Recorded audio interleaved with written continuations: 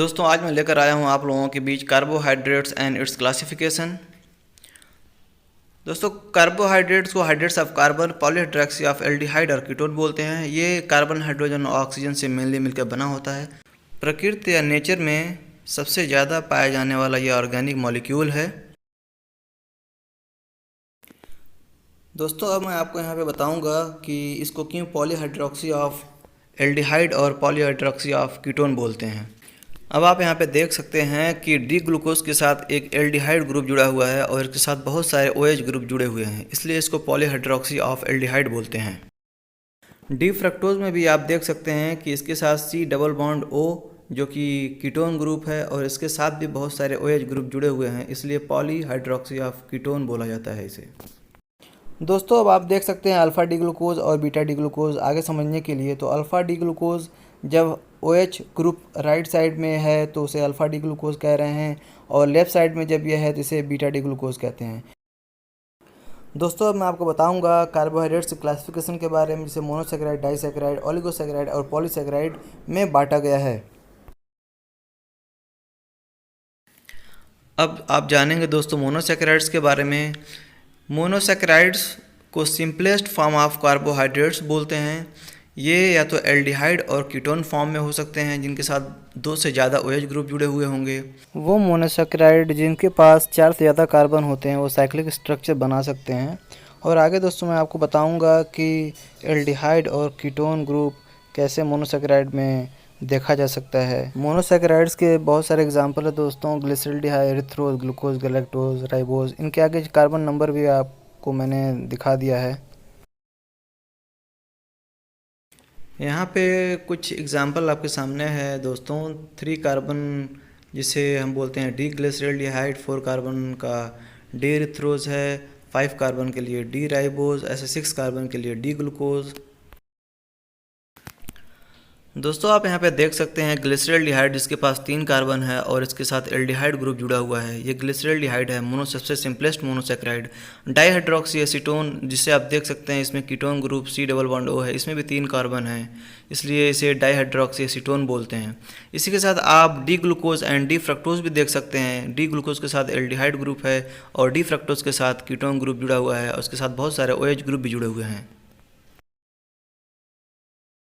दोस्तों अब मैं आपको बताऊंगा डाइसैकेराइड्स के बारे में। जब 2 मोनोसैकेराइड्स यूनिट एक दूसरे के साथ जुड़ जाते हैं ग्लाइकोसिडिक बॉन्ड से तो उसे हम बोलते हैं डाइसैकेराइड। उसके एग्जांपल हैं सुक्रोज, माल्टोज, आइसोमाल्टोज, लैक्टोज। दोस्तों हम बात करेंगे सुक्रोज के बारे में। सुक्रोज स्वीटनिंग एजेंट होता है और ये शुगर केन में सबसे ज़्यादा पाया जाता है और फ्रूट्स में भी पाया जाता है। ये ग्लूकोज और फ्रक्टोज से मिलकर बना होता है। जब ग्लूकोज का फर्स्ट कार्बन फ्रक्टोज के सेकंड कार्बन से जुड़ता है अल्फ़ा 1,4 ग्लाइकोसिडिक बॉन्ड से, तो सुक्रोज बनता है।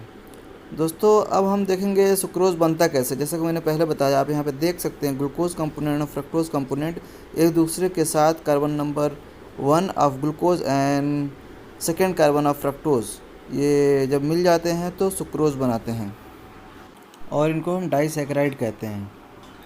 दोस्तों अब मैं आपको बताऊंगा माल्टोज और आइसोमाल्टोज के बारे में। माल्टोज में जब 2 ग्लूकोज मॉलिक्यूल अल्फ़ा 1,4 लिंकेज से जुड़ते हैं तो माल्टोज कहलाते हैं। जब 2 ग्लूकोज मॉलिक्यूल अल्फ़ा 1,6 लिंकेज से जुड़ते हैं तो आइसोमाल्टोज कहलाते हैं। तो फ़र्क बस इसमें इतना है कि माल्टोज में 2 ग्लूकोज अल्फ़ा 1,4 लिंकेज से जुड़ते हैं और आइसोमाल्टोज में अल्फ़ा 1,6 लिंकेज से जुड़ते हैं। दोस्तों अब मैं आपको बताऊंगा माल्टोज के फॉर्मेशन के बारे में। जब एक ग्लूकोज का कार्बन नंबर 1 दूसरे ग्लूकोज के कार्बन नंबर 4 से जुड़ जाता है अल्फ़ा 1,4 ग्लाइकोसिडिक बॉन्ड से, तो माल्टोज बनाता है। अब आप देखेंगे दोस्तों आइसोमाल्टोज कैसे बनता है। तो सेम चीज़ है, बस यहाँ पे लिंकेज जो है डिफरेंट है। यहाँ पे फर्स्ट ग्लूकोज का कार्बन नंबर 1 यहाँ पे दूसरे ग्लूकोज यूनिट के कार्बन नंबर 6 से अल्फ़ा 1,6 लिंकेज से ही जुड़ता है और इसे हम आइसोमाल्टोज कहते हैं। अब हम बात करेंगे लैक्टोज के बारे में। यहाँ पे लैक्टोज पाया कहा जाता है, ये मिल्क में होता है और एक लैक्टोज दूसरे ग्लूकोज मॉलिक्यूल से जुड़ता है तो लैक्टोज बनाता है। बॉन्डिंग जो होगी वो बीटा 1,4 ग्लाइकोसिडिक बॉन्ड होगा या लिंकेज होगा। अब हम बताएंगे कि ये बनता कैसे है दोस्तों। गैलेक्टोज कंपोनेंट दूसरे ग्लूकोज कंपोनेंट से बीटा 1,4 ग्लाइकोसिडिक बॉन्ड से जुड़ जाएगा।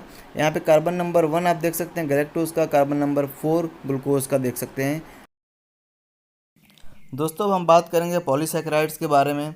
जब 100 या हंड्रेड्स मोनोसैकेराइड एक दूसरे के साथ ग्लाइकोसिडिक बॉन्ड से जुड़ते हैं तो पॉलीसैकेराइड बनाते हैं।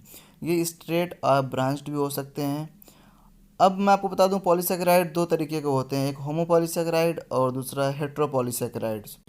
दोस्तों अब हम बात करेंगे वन बाय वन होमो और हेट्रोपॉलीसैकेराइड्स के बारे में। तो होमोपॉलीसैकेराइड जब सिंगल वैरायटी ऑफ मोनोसैकेराइड, एक ही प्रकार के बहुत सारे मोनोसैकेराइड 100 से ज़्यादा एक दूसरे के साथ जुड़ते हैं तो होमोपॉलीसैकेराइड कहलाते हैं। जैसे कि स्टार्च, ये होमोपॉलीसैकेराइड स्टोर फ्यूल की तरह होता है, यानी कि ये इसी फॉर्म में इकट्ठा होता है और फ्यूल का काम करता है। दोस्तों अब हम बात करेंगे स्टार्च के बारे में। इसे हाई एनर्जी न्यूट्रिएंट बोला जाता है। इससे ज़्यादा से ज़्यादा एनर्जी मिलती है और ये पौधों में फोटोसिंथेसिस के द्वारा सिंथेसाइज होता है।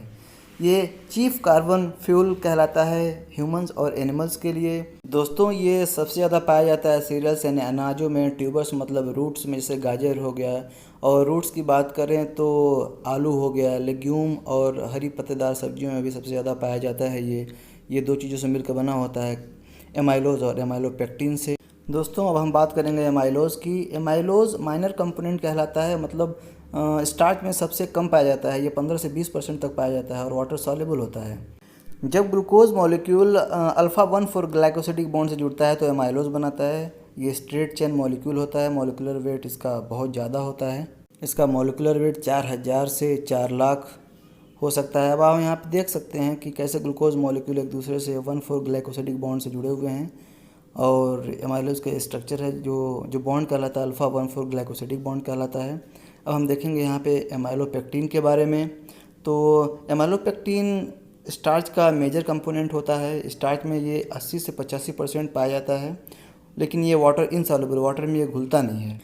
दोस्तों इसे ग्लूकोज ब्रांचिंग पॉलीमर बोलते हैं। एक्चुअली इसमें होता क्या है कि जो एमाइलोज होते हैं, जब एमाइलोज के बहुत सारे यूनिट एक दूसरे के साथ 1,6 ग्लाइकोसिडिक बॉन्ड से जुड़ते हैं तो एमाइलोपेक्टिन बनाते हैं। तो आप आगे यहाँ पे स्ट्रक्चर में देखेंगे, आप यहाँ पे देख सकते हैं कि बहुत सारे जब एमाइलोज एक दूसरे से 1,6 ग्लाइकोसिडिक बॉन्ड से जुड़ जाते हैं तो ये ब्रांच्ड पॉलीमर कहलाते हैं, जिसे हम एमाइलोपेक्टिन बोलते हैं। ये हाई मॉलिक्यूलर वेट होते हैं। इनका मॉलिक्यूलर वेट 50,000 से 1 मिलियन तक हो सकता है। दोस्तों हम बात करेंगे ग्लाइकोजन की।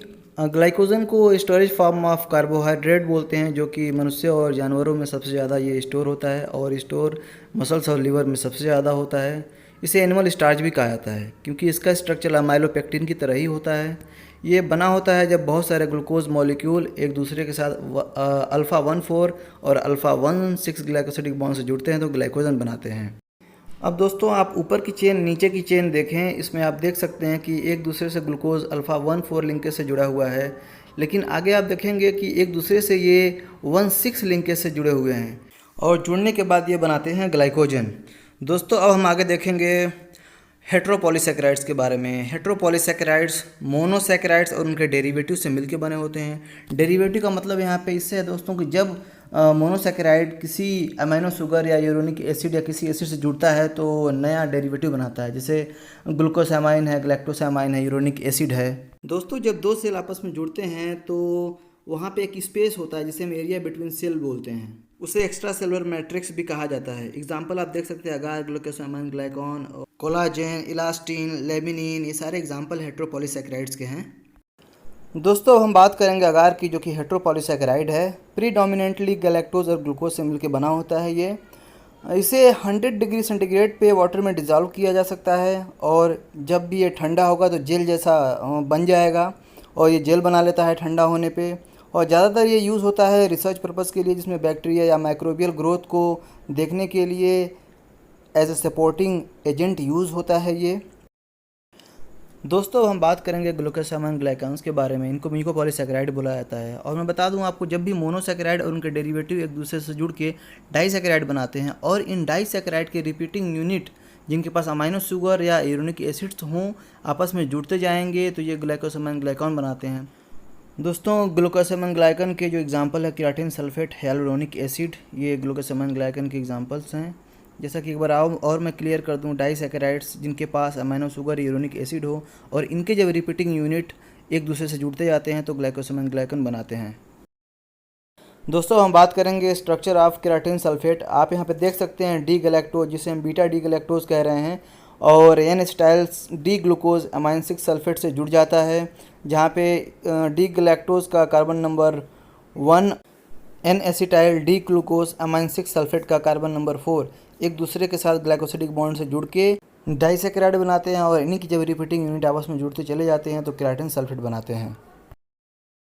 दोस्तों मेजर ग्लूकोसामाइन ग्लाइकन के कुछ और भी मैं एग्जांपल बता देता हूँ आपको। यहाँ पे hyaluronic एसिड है, कॉन्टिटन सल्फेट है, केराटिन सल्फेट है, पायरिन एंड हेपेरिन सल्फेट है। थैंक यू दोस्तों फॉर वाचिंग माय वीडियो। अगर आपको मेरी वीडियो अच्छी लगी हो तो इसको लाइक से सब्सक्राइब करें, और मैं नेक्स्ट वीडियो में लेकर आऊँगा कि properties of carbohydrate like monosaccharide, disaccharide, oligosaccharide and polysaccharides, इनकी क्या प्रॉपर्टीज़ हैं। थैंक यू दोस्तों।